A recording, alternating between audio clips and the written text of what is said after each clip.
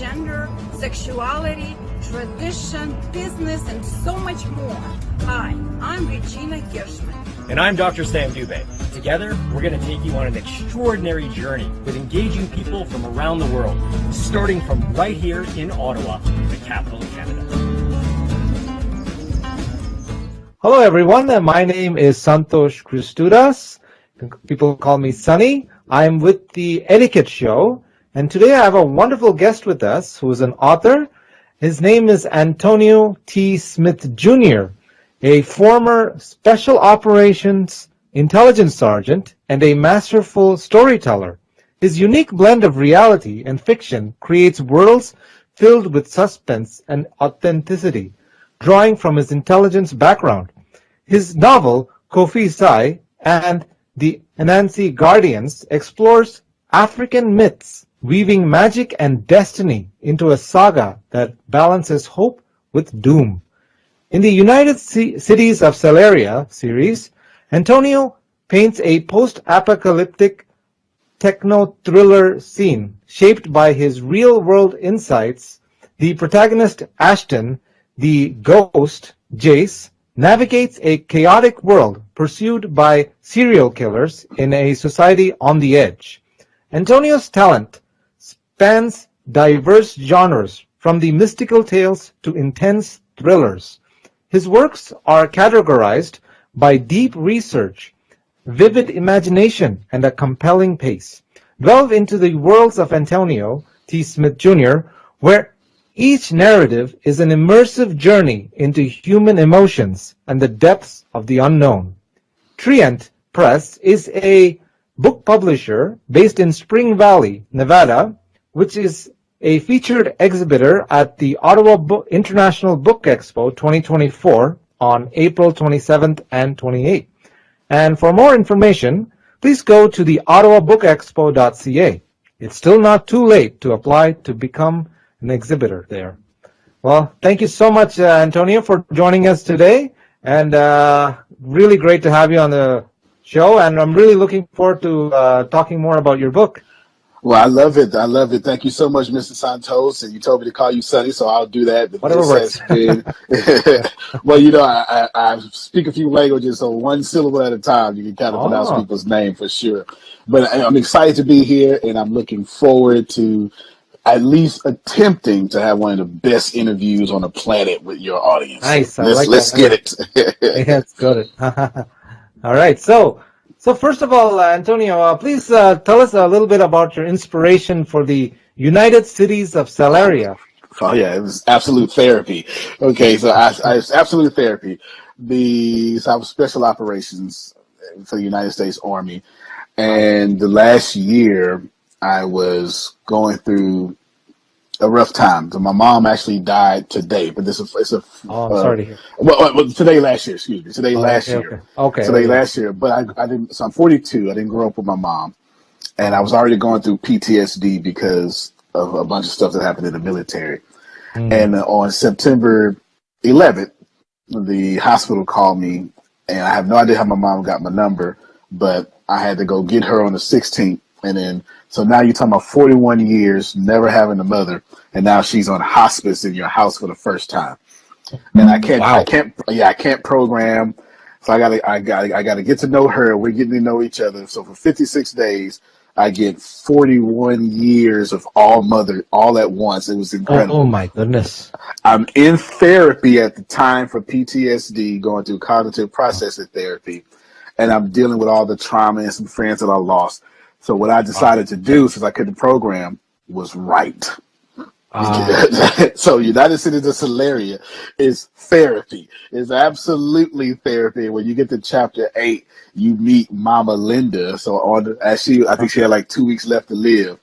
I decided I will put her in the book and she'll live forever. So that book is crazy, and it's based off a lot of real events from my military career, declassified, and some of them I've got to embellish because, we don't want to get in trouble. You know how I go. I totally get that. But wow, what a story. That's like everything was like, it's like everything you were going through, all your feelings and emotions, you just poured it out into this book. And it's like, and like you said, your mother now lives forever thanks to your book, and that's I really love that to hear that, and you had like a closure with her as well after such a. It was amazing. It was absolutely amazing. She expected me to be upset, but we do the best we can with what we have. Everybody, like nobody's. Exactly. Yeah, exactly. Yeah. Nobody's good, right? We do the best we can with what we have. Yeah. So after the first 3 days, her expected it. I kept giving her big hugs, and after that, it was fantastic. She got to meet her 3 grandkids for the first time. Wow. Her birthday happened to be October 25th, which I found out while she was with me. Right, like I didn't know her birthday at all. Wow. So we had just a great time. And then my son, her first grandson's birthday is Halloween. So she said, all I want to do is see my grandson's birthday. And sure enough, come November 1st, she lost her ability to swallow. And then 12 days later, right? But it was literally the greatest experience I've ever had in my life. And I'm just so grateful for the opportunity to go through it. Now, it was obviously a whirlwind of emotions, but I'm still grateful nevertheless. That's incredible. Like, what a story. That in itself would make a great story on its own, I think. Like maybe your autobiography or something. Just the future is just something to think about. But yeah, you might be right there with that one for sure. For exactly. sure, yeah. Yeah, like just the fact that everything happens for a reason, Right. and some things we don't see right away. Like you have to like wait and see what comes out of it. And certainly this beautiful book, from what I can tell, it's something as creative. You were able to channel it into something creative. And, What happened? So Dr. Hayfline was his name. I can't remember his first name, but Dr. Hayfline. We were going through it, and I was suffering really hard with PTSD. I mean, I've always suffered. I've been suffering, but it was just getting really bad. And I told him I started writing the book, and all of a sudden, in my sessions, they start getting better. And we put 2 and 2 together.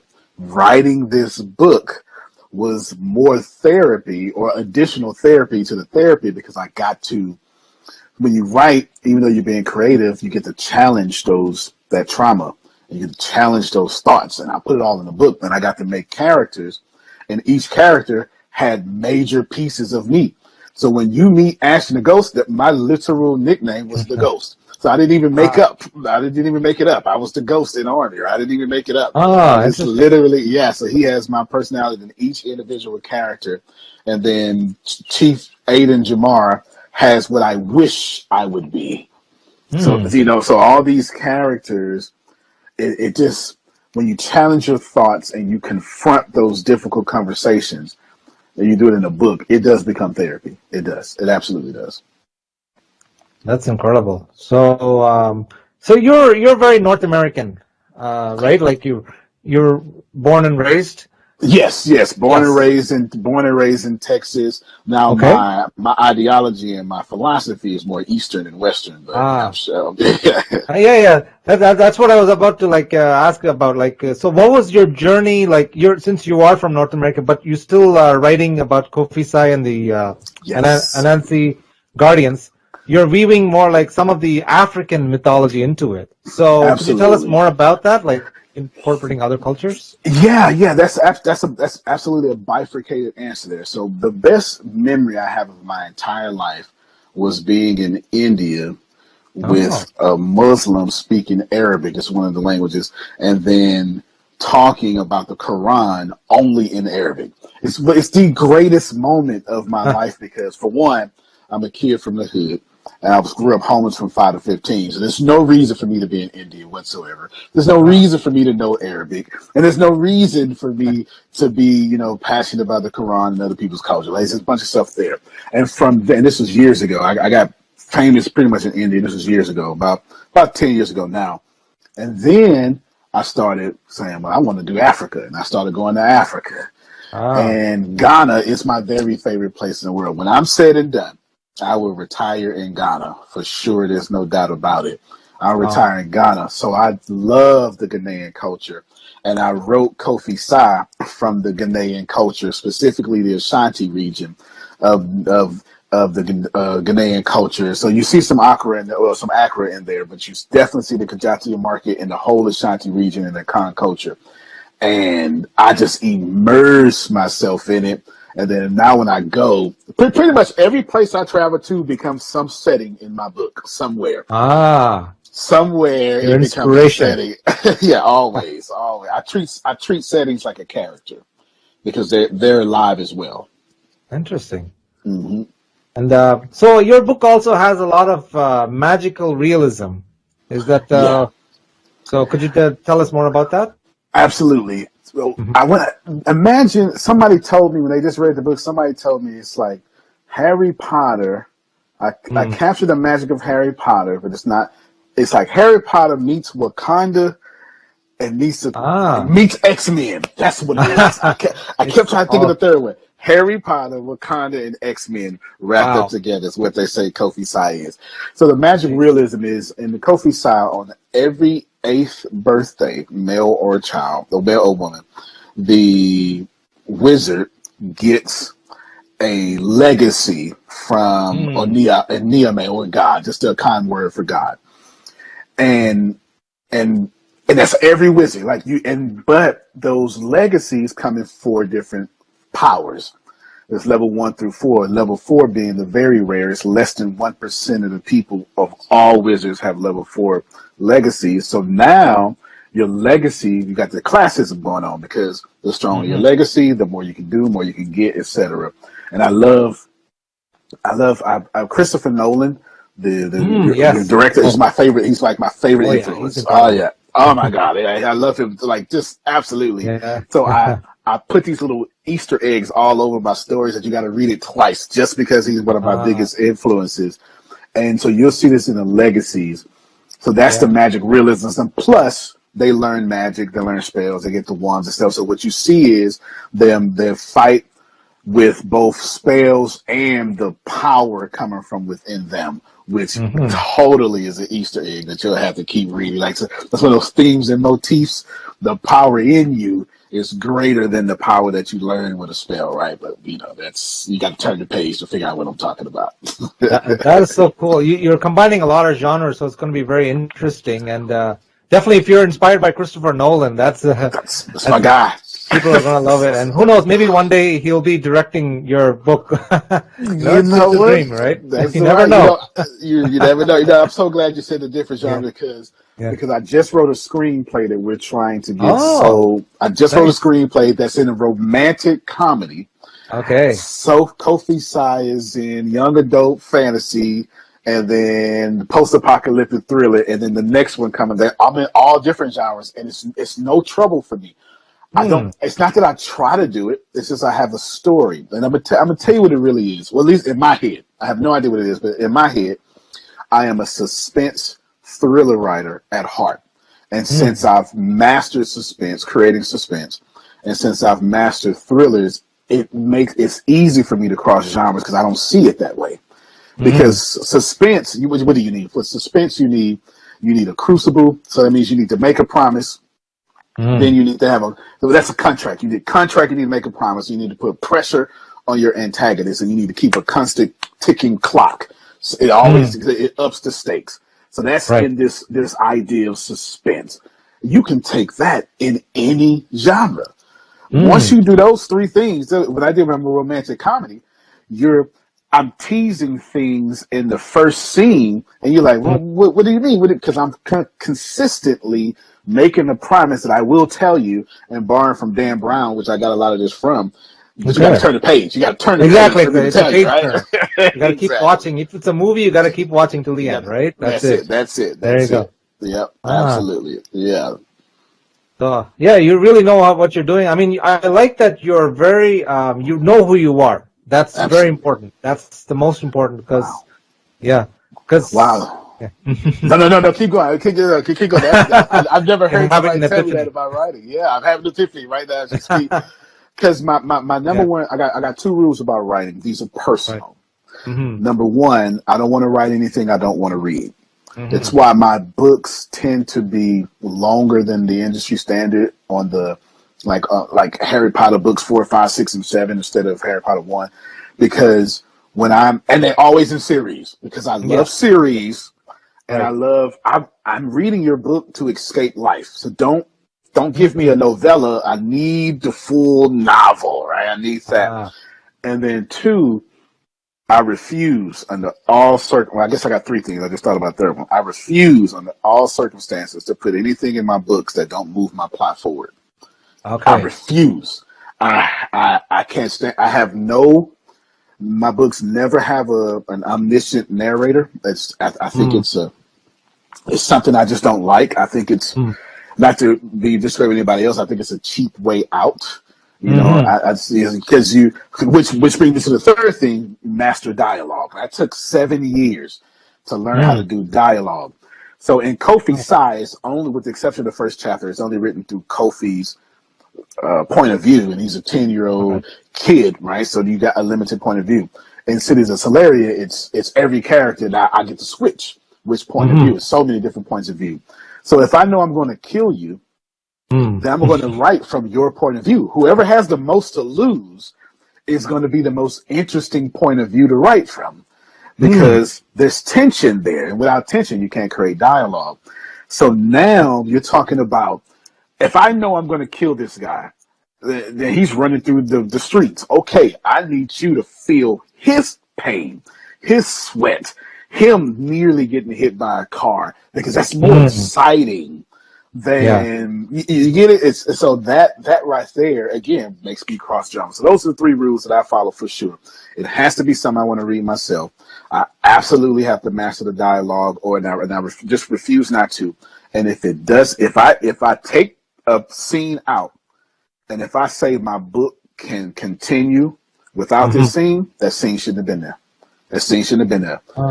I've deleted more scenes than I've ever kept. I've deleted more scenes than I ever kept. Dan Brown says, you don't pay an author for what he writes, you pay an author for what he deletes. That's very interesting. I like how you said that. Yeah. That's so cool. Yeah, like you've seen those kind of movies where the plot, they have an initial plot and then it kind of goes nowhere, and then you don't know what the whole movie's about. And then my God. They wasted a lot of money too, right? Lot of money. It takes a lot of money and time and energy, and same thing with the writing. It all begins from the writing, right? If the writing is solid, I think the movie will usually be very good. You know what? You said something. So when I wrote Cities of Salleria, it was just raw talent. It was raw talent. The truth is, so I started the Salarian universe. Listen, I obviously borrowed from Marvel, but I've put it on steroids. So I've got 81 books or so telling one story in multiple different genres and multiple different book series. So they're all telling a different story.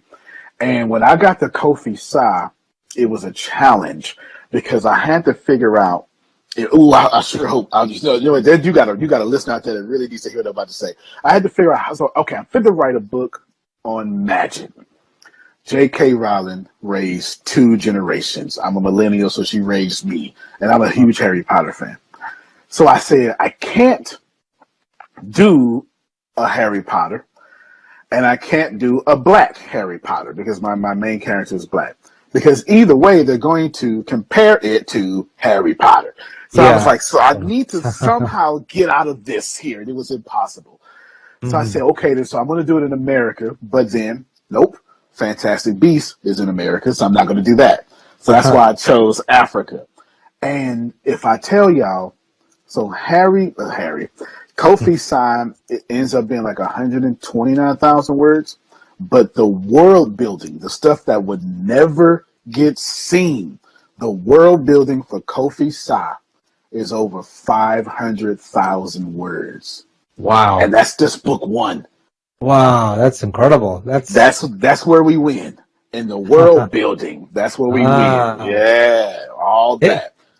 Kind of reminds me of Lord of the Rings, where Tolkien wrote like an entire, my God, just books just on the world building. So exactly, there's so much we can reference to and how characters are and different species. So it's just wow, you put a lot of time and effort into that.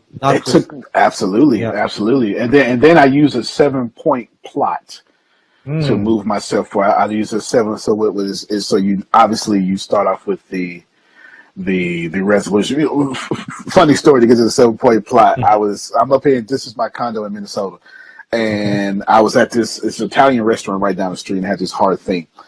Nice. And I was sitting with some folk, and I literally just a couple of weeks ago I chipped my tooth on this hard bread.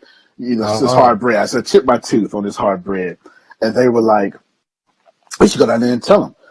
But I'm so focused on the plot of my life that I don't care about the chipped tooth. It's just now some sort of great story that's in the glory that will be my life, which now leads me back to the 7-point plot. I didn't even make a big deal out of it. I literally put the tooth to the side, put it inside a little plastic bag. I keep it as a trophy now.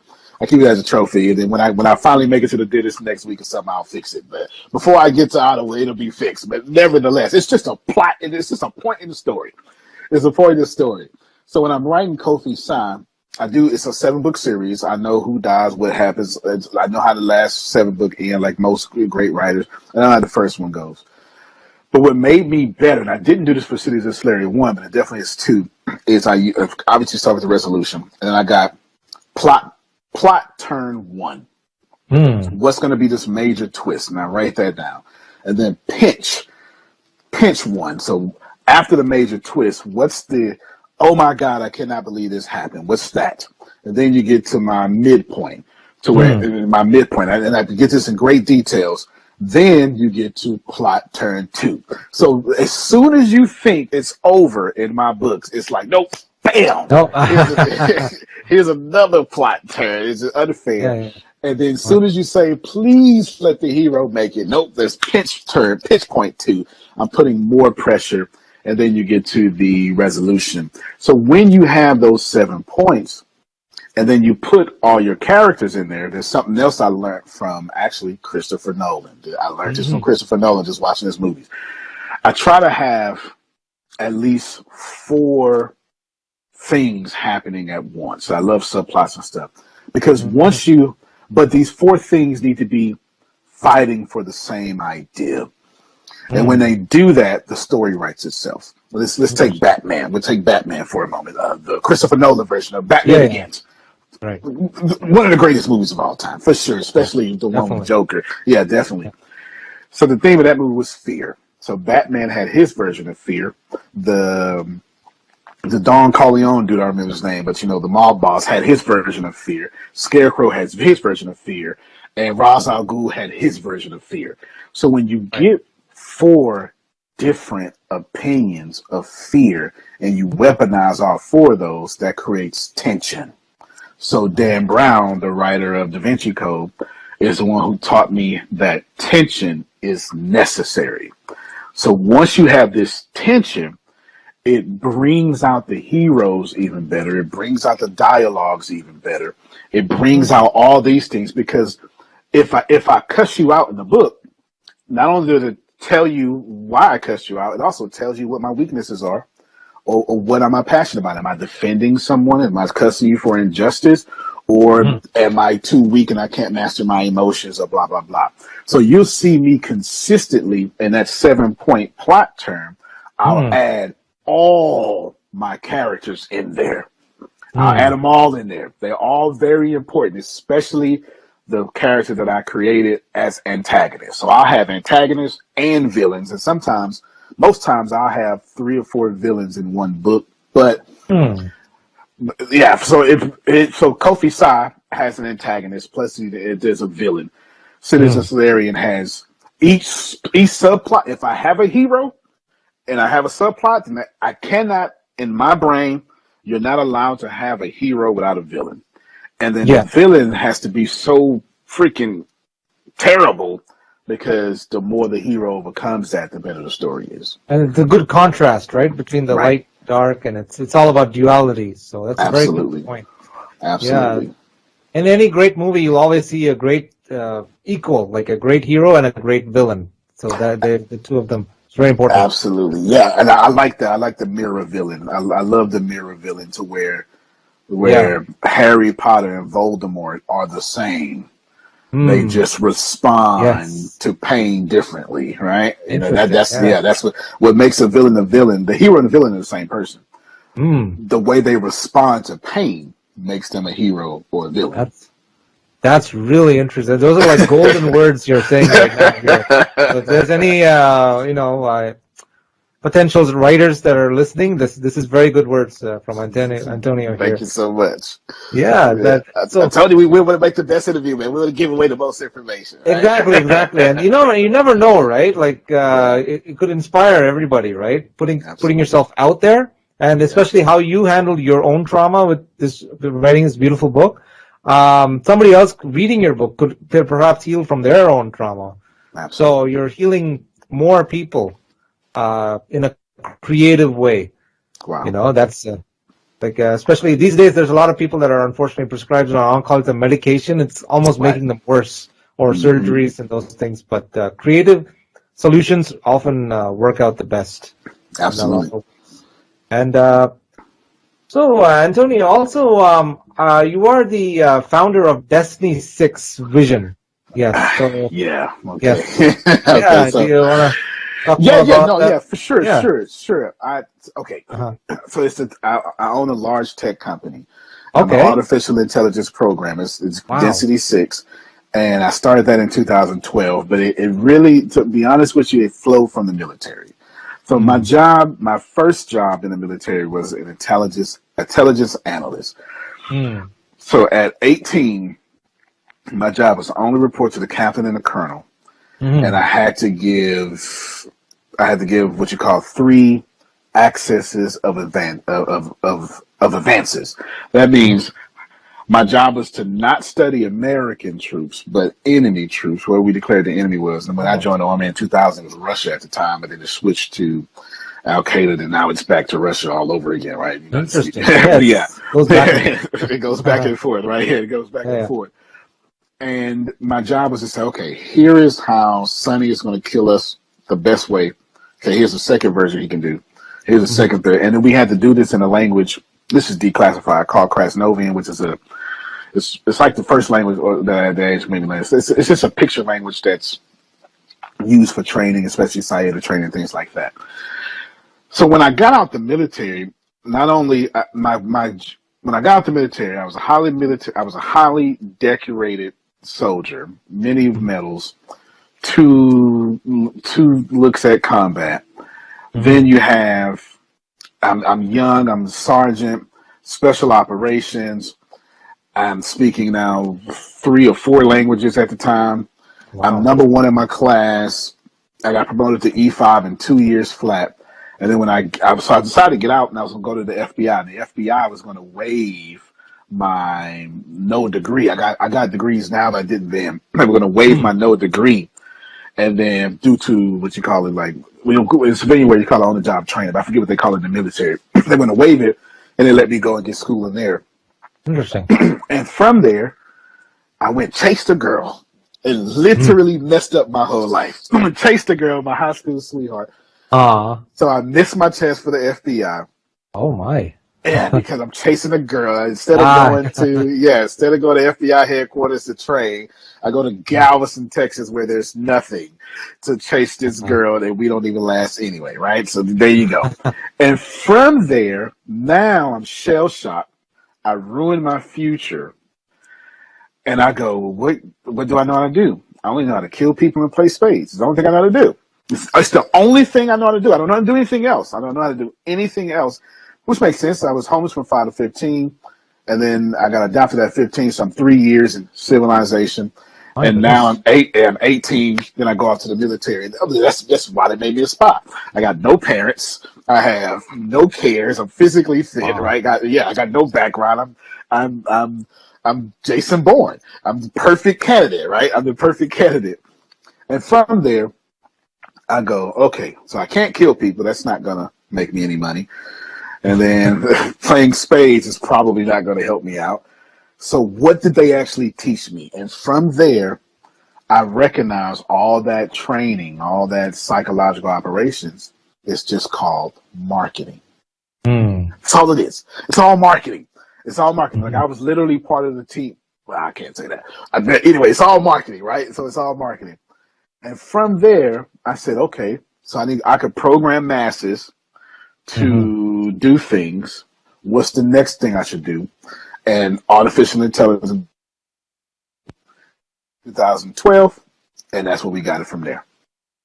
All right, yeah. So we're back here with Antonio, and he was just telling us me a little bit behind the scenes about his life and how at one point he was homeless and but he overcame all those things. Could you tell us a bit more about that? Yeah. So from 5 to 15, I was homeless. I just found out my real birthday last year.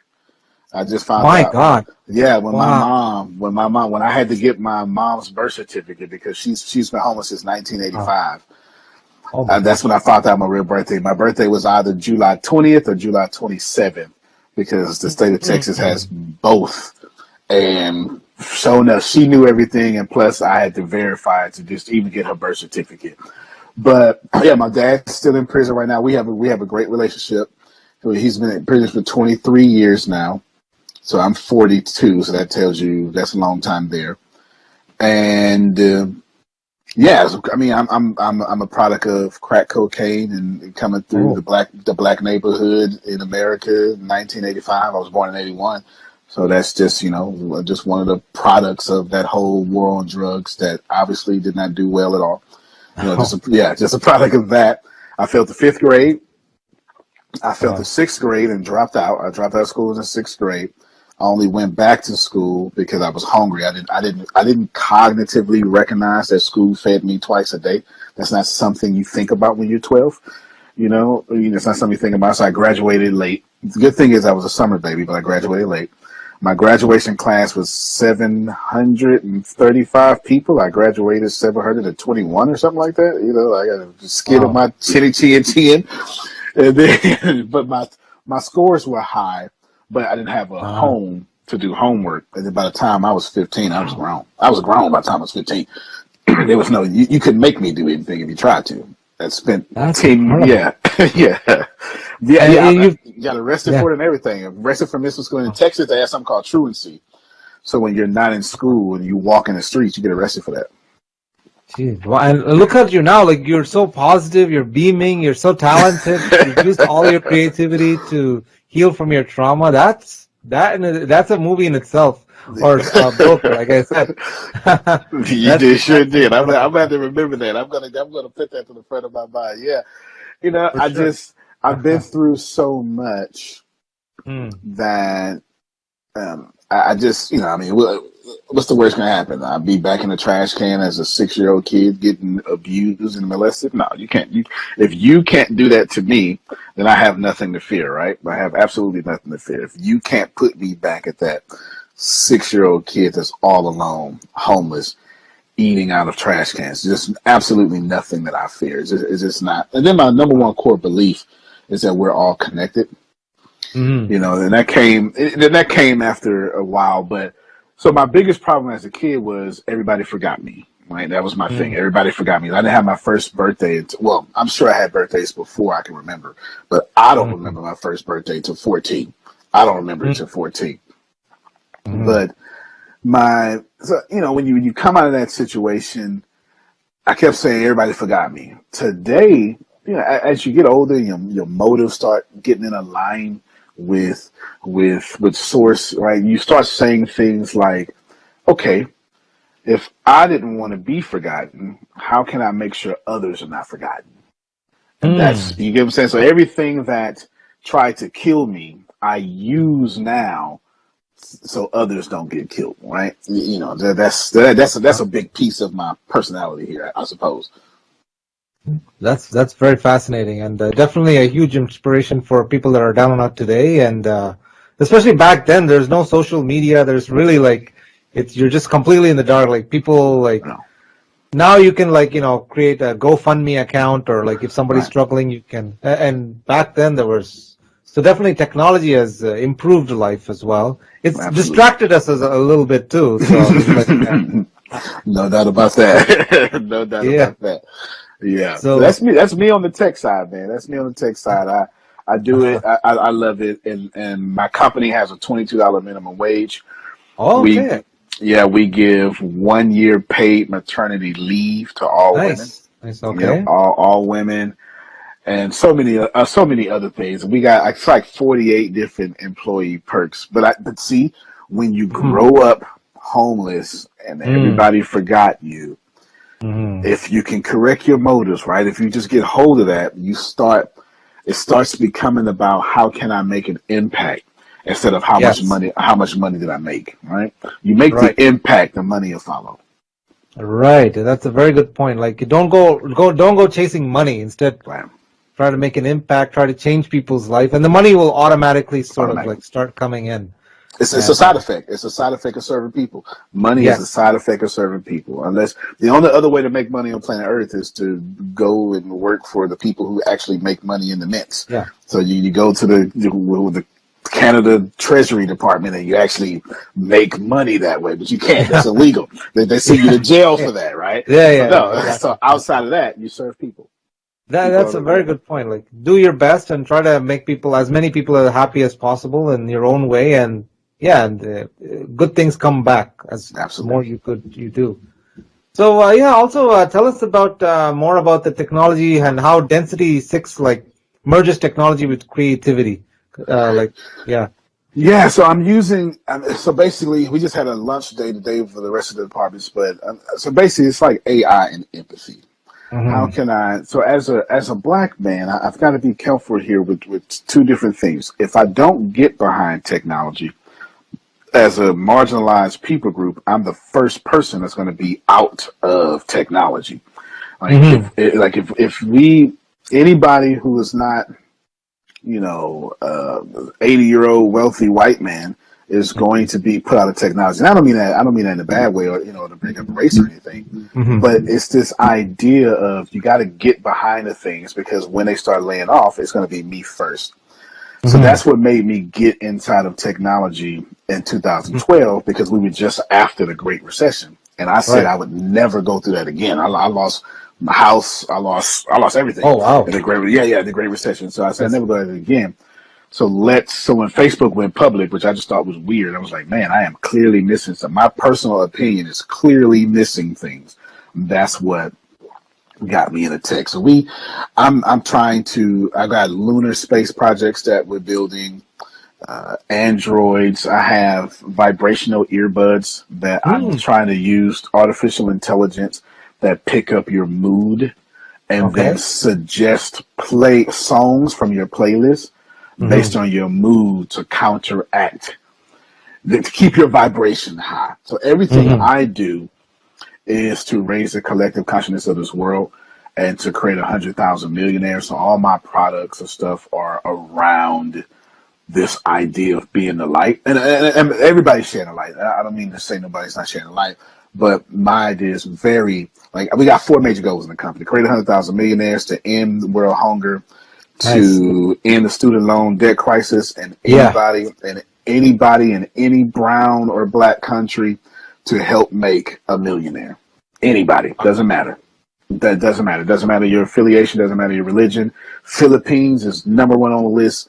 Bangladesh, Botswana, these are the things that's in my metrics. The people who respond the most, for sure. That'd be awesome. Just to see more wealth equality. Everybody has opportunity rather than extreme wealthy and then the extreme poverty taking advantage of each other. It's just absolutely. And I'm so glad you brought that up, because it's my major. So I use Compassion International. So I think I don't get paid for this, but I've been adopting children with Compassion. I think it's compassion.com or compassion.org, but Compassion International since 2011, and I only adopt black and brown children. It's not to say I'm not the one. I read that movie that has the white co-lead and stuff, and the adopt this here. And here's the crazy thing: most of my audience is white, and they celebrate me for being marginal. Yeah, I'm like the Dave Chappelle of business. Most of my audience is white, and most of my audience is old white men Republicans. and we get along just fine. Yeah, There you go. I guess my soul's so old. I guess I draw that. There you go. But, yeah, The soul sees no differences, right? The soul has no color. Hate has no soul, like you said. Like, yeah, hey, all right, the shirt, right? Beautiful T-shirt says, right? Exactly. Yeah. Exactly. Hate has no soul. Yeah. So I focus on that, and I make sure that my characters are prominently like in Africa, or I'm working on one character that has an Indian, like from Indian. Right. That's cool. Yeah. You know, I want to tell those stories.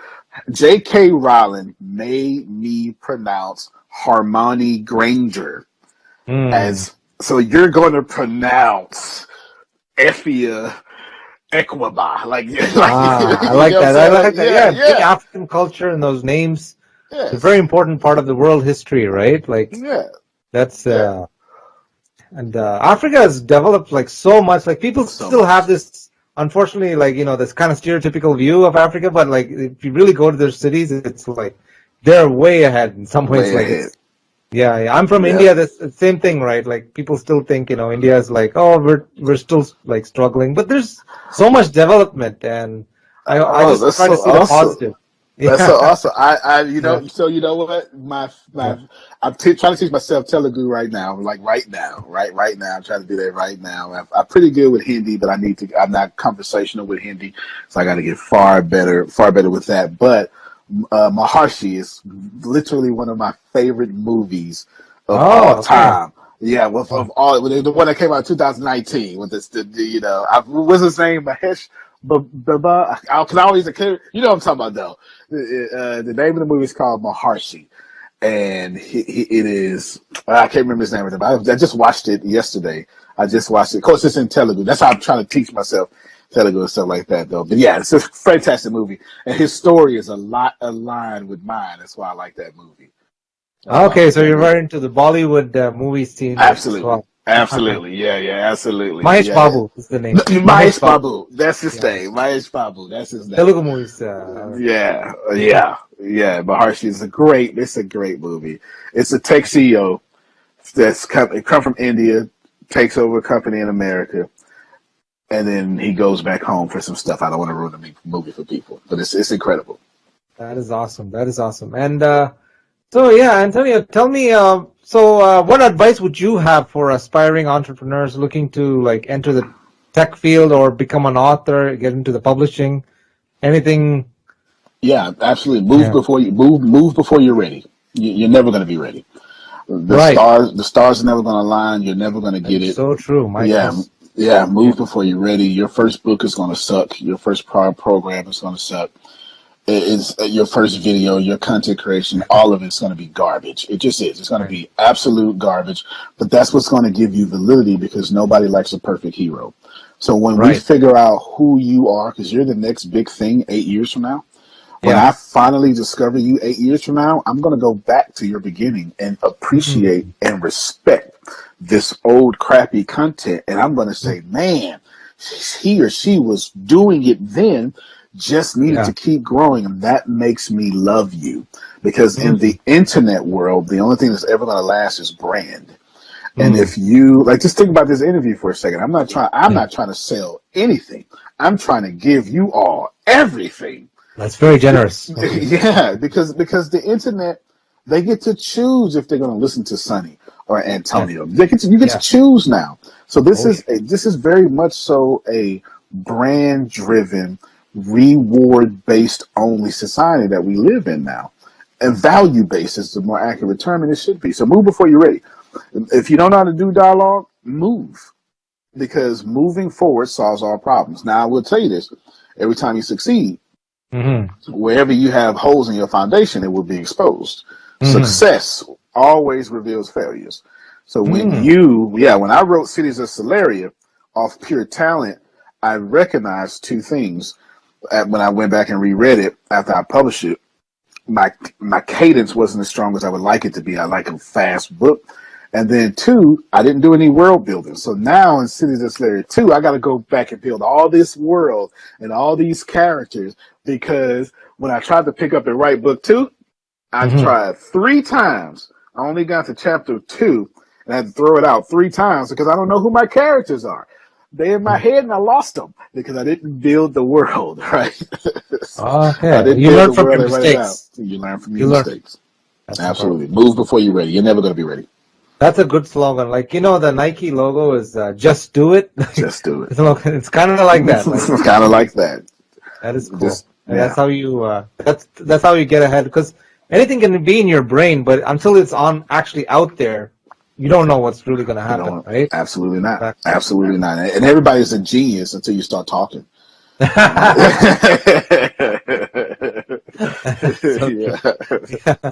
And also, can you share any insights with your own future projects or goals, or both as an author and like a tech entrepreneur? Yeah, sure can. So I've created the Salleria verse to where it has like 80 something books, and I'm purposely picking.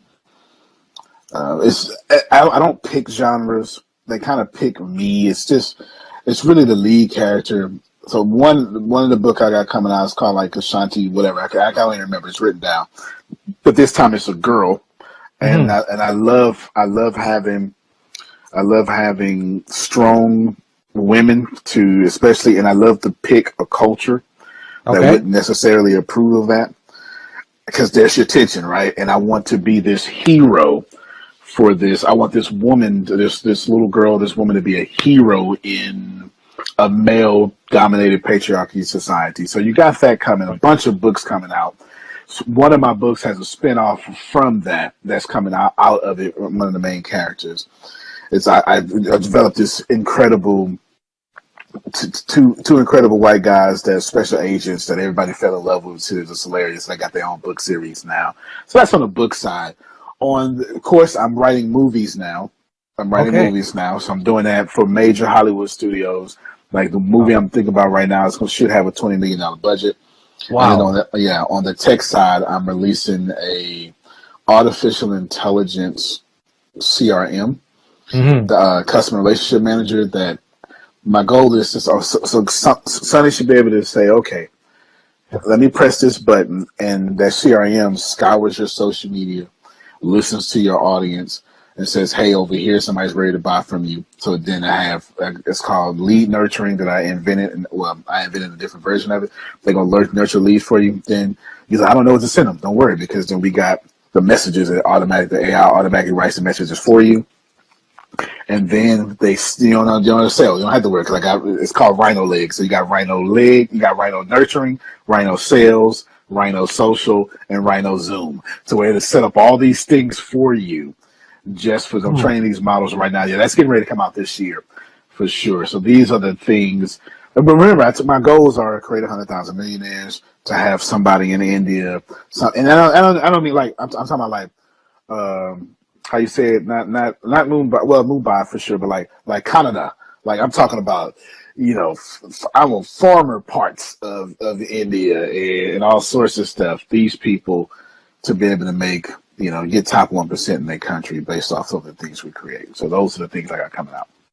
That is so amazing. And thank you so much, thank you, Antonio, for joining us today. And wow, that was one of the most inspiring stories I've heard, from where you were, and you made this full circle, and you were, your mother would be proud.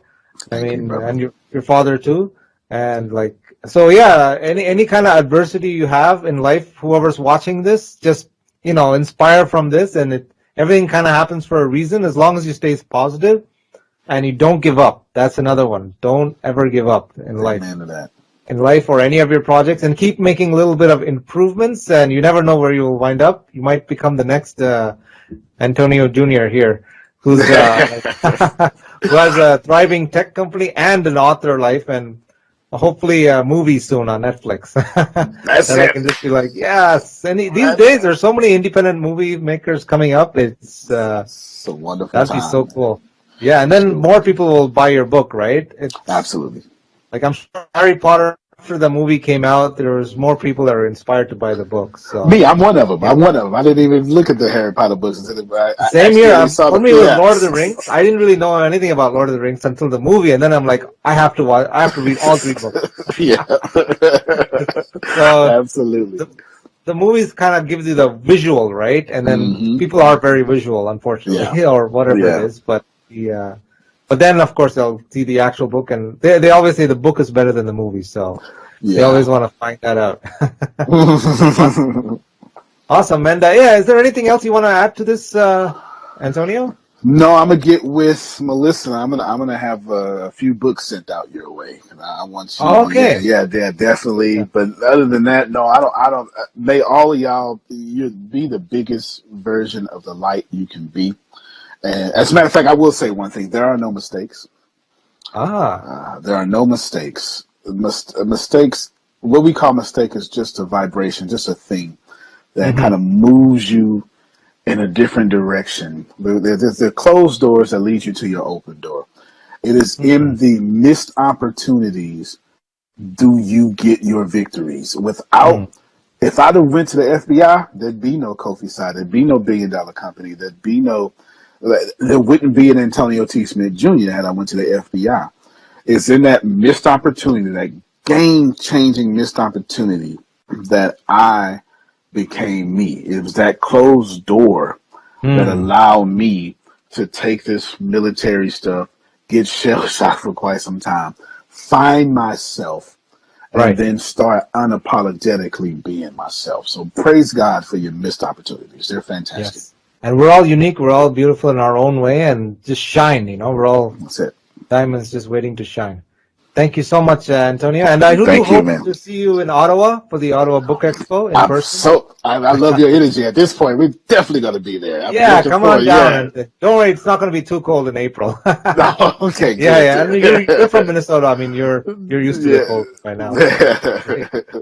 Awesome. Yeah, buddy. Appreciate you, man. Thank you for having me. Thank you very much. No problem. Thank you, everyone who joined us for the Etiquette Show today. And we're able to witness this great conversation we had with Antonio T. Smith Jr.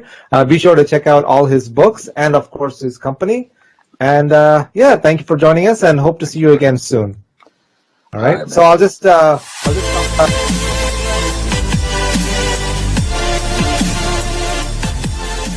guys. This is Lucia reporting to you in the heart of New York City in the beautiful Times Square with the Etiquette Show. Today, we're going to find out how single New Yorkers feel about dating during the pandemic and what trends they have been noticing. Hey guys, this is Lucia with the Etiquette Show, and I'm Sam. And I'm Sabrina. And how has Corona affected your love life? Oh boy. I feel like most of the relationships that I've had have all been online, and it's no one that's local. Yeah. I have this app, and it's kind of like Tinder but for teenagers, and I've met so many people on there, so I feel like it's kind of helped because it's easier to connect with people and you have more time to talk. Yeah. But seeing in people interesting. Yeah, it's definitely difficult. It's not ideal.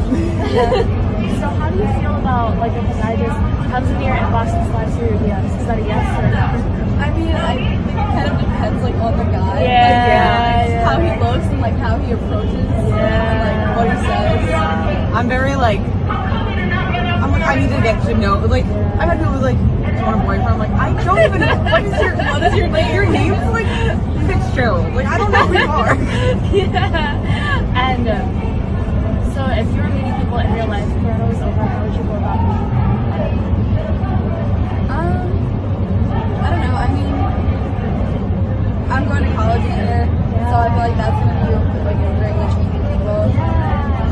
And then otherwise, it's kind of just if I see someone cute in the mall, I'll go up to them and ask for their Snapchat or their number or whatever. I'm super comfortable with that. Yeah, she's super confident. I am not. Wait, how do you do that? I don't know. You gotta just fake it till you make it. I don't really have a lot of self-confidence, but if you just act like you do, you just gotta go for it. You said you didn't have self-confidence, but you have enough to believe in yourself to go for it. Yeah, girl. Oh my god. The worst they can say is no, and I'll never have to see them again. So that is so true. Right? Unless it's a coworker. That's very true. Gotta get them fired. Sorry about it. Find a way. So, what do you think is something people really value right now in the world? Convenience or real life? I feel right now, it depends on the person.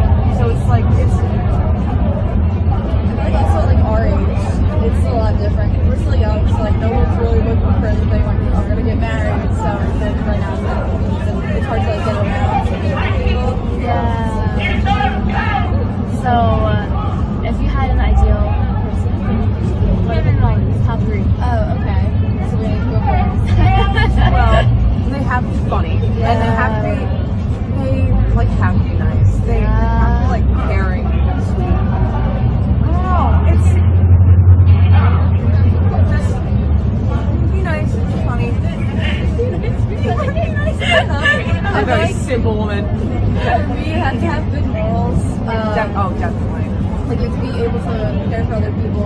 And funny is also a big thing. And then I know it's gonna sound kind of shallow, but like you have to at least be somewhat attractive. Because like if you think about it, you're not gonna have like a good connection with someone that you're like really repulsed by.